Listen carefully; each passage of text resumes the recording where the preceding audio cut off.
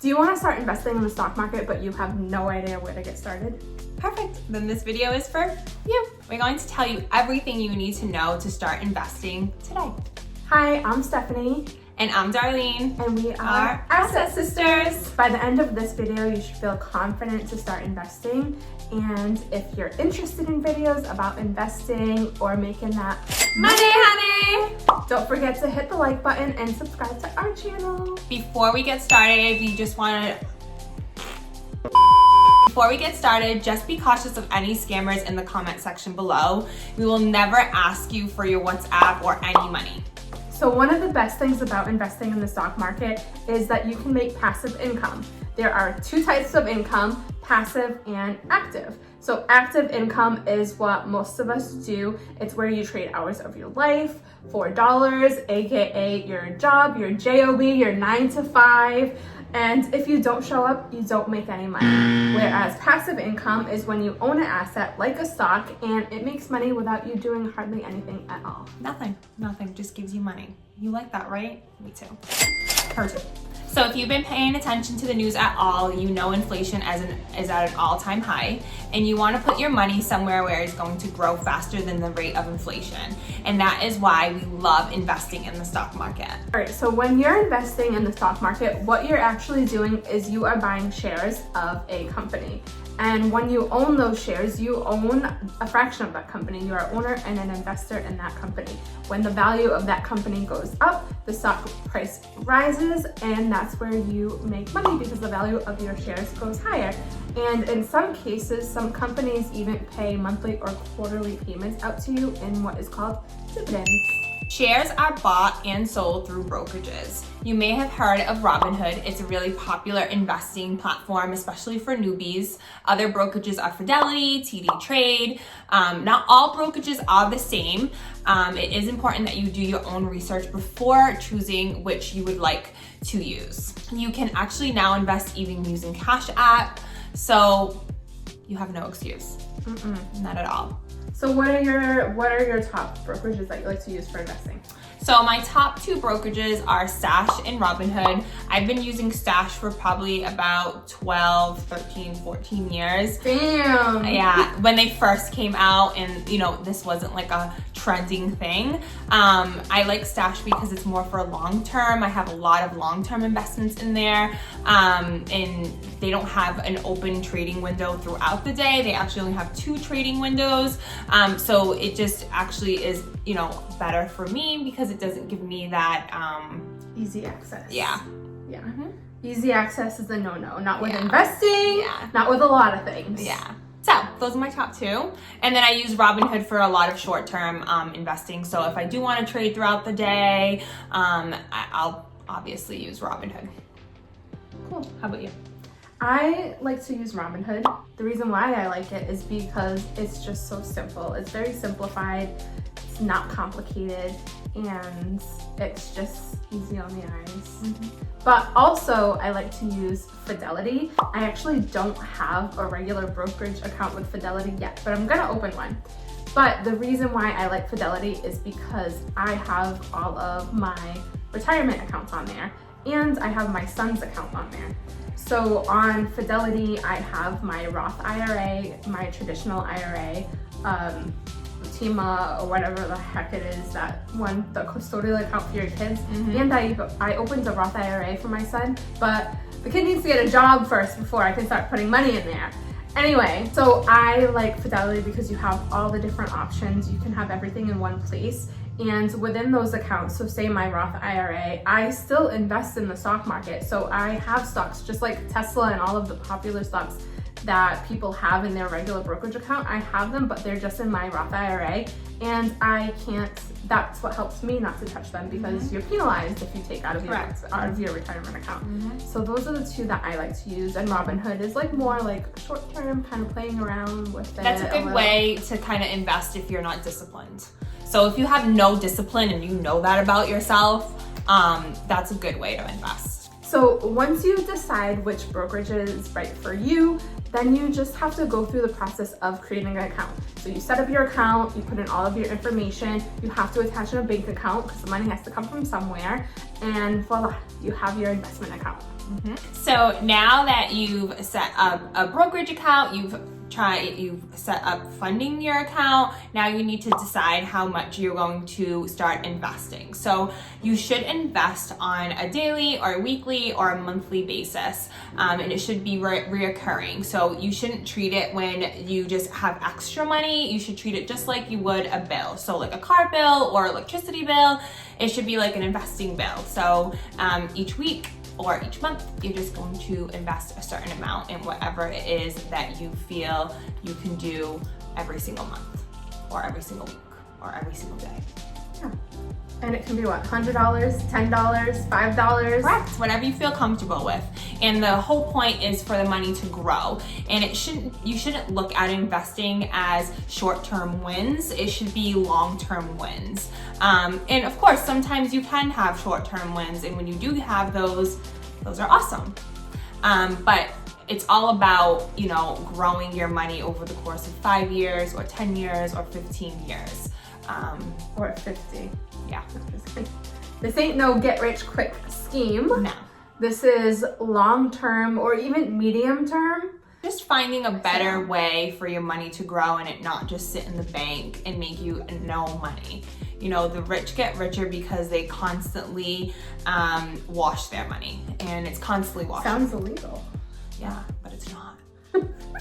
Totally legit. So once you figured out how much money you want to start investing, all you have to do is fund your account. So you're just gonna set up the transfer, preferably reoccurring.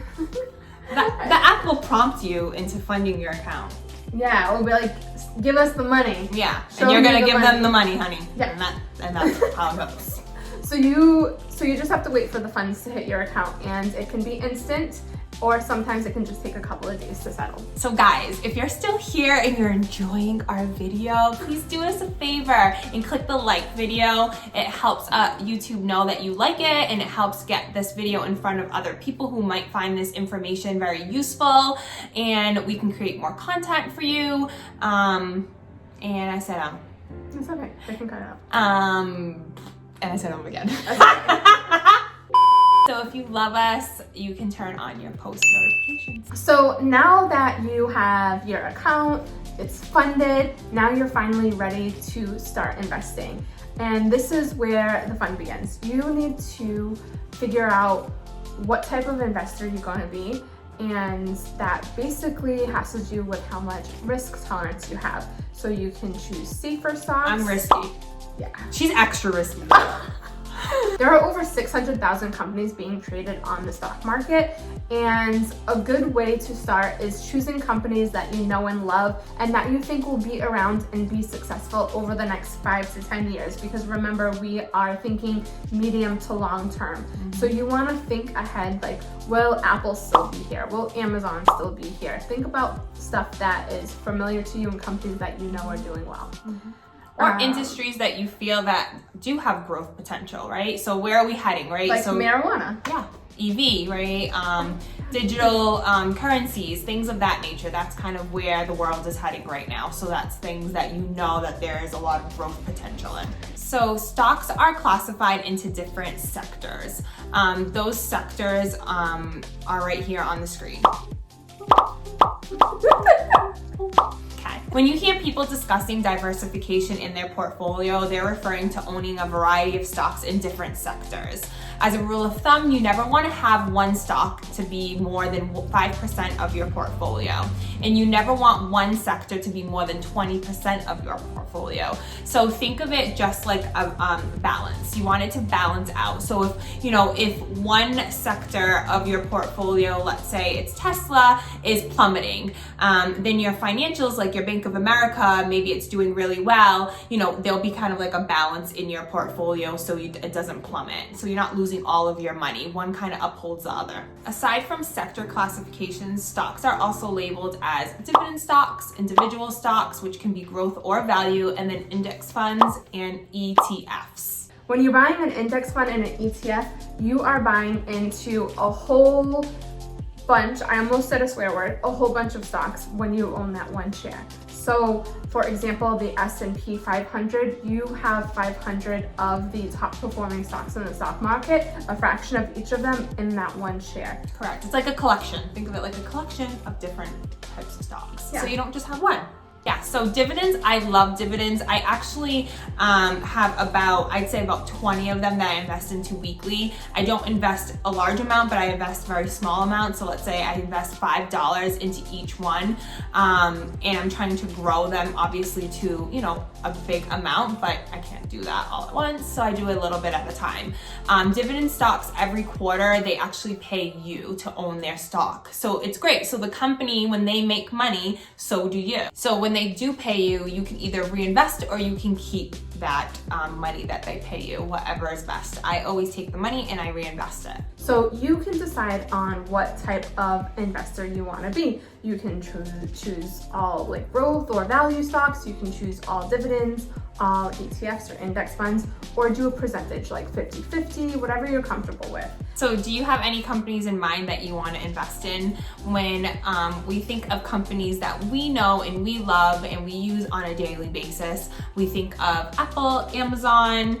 So I use Bank of America. Right down the street is a CVS. So if you really think about your day-to-day life, you can think about all different things and all these companies, and you can invest in them. We bought tickets using JetBlue.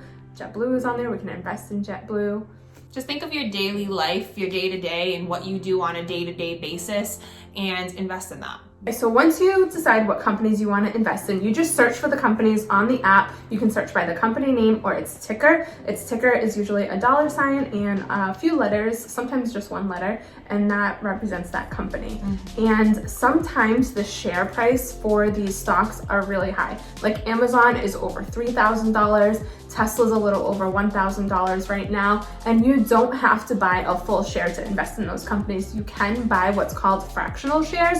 So you could put $100 towards Tesla. You can put, or 50 towards Amazon. You can do whatever you want. It's and whatever is comfortable to you, and not have to buy it. Wait till you have the money to buy the full share. You never want to buy a stock when it's an all-time high. When you go on Robinhood or any of the apps, you're able to see it's 52 high and then it's 52 low. And then you want to be somewhere in the middle. Obviously, you might not catch it at its all-time low, but you obviously don't want to catch it when it's all-time high. So Tesla, if its all-time high is $1,100 and today it's, let's say $952, well, you're not buying at the all-time high, but you're also not buying at the all-time low. So you're somewhere in the middle, which is a good way to kind of go in. And then you can always average down on that price. So the more stock you buy, the number can come down if you buy it at a lower price. Yeah. Basically, it's impossible to time the stock market, and nobody knows. So if somebody tells you they know, they don't know. You can read the charts and, there are people who are really good at that, but even those people, they're never 100% right. Stay away from the 52-week high. You don't want to buy when it's high, because then when it drops in like 5 seconds, you're going to be like, oh my God, what did I do? Did I just make a really big mistake? So put it on your watch list. That's what I was going to say. Put it on your watch list and just wait for it to cool off a little. A lot of times people buy the hype. So if they hear a lot about something, then they look into it, and then they want to buy it because it's like the shiny new toy. Just put it on your watch list and fear wait. of missing out. So if you hear a lot of FOMO, that actually just represents fear of missing out, which a lot of people have in the stock market. Okay, so another reason why you want to buy the stock and hold on to it is for tax purposes. So for the most part, if you sell the stock at a gain in less than 1 year from when you bought it, you're going to pay much higher taxes on it than if you hold it for a year or longer. So just for tax purposes, you want to hold on to the stock for at least a year, but ideally more like 5 to 10 years. Correct. Yep. So you can buy stocks during market hours, which are Monday through Friday, 9:30 to 4 p.m. Most holidays, they are closed. So you'll see, in Robinhood, it'll tell you the stock market will be closed on the holiday.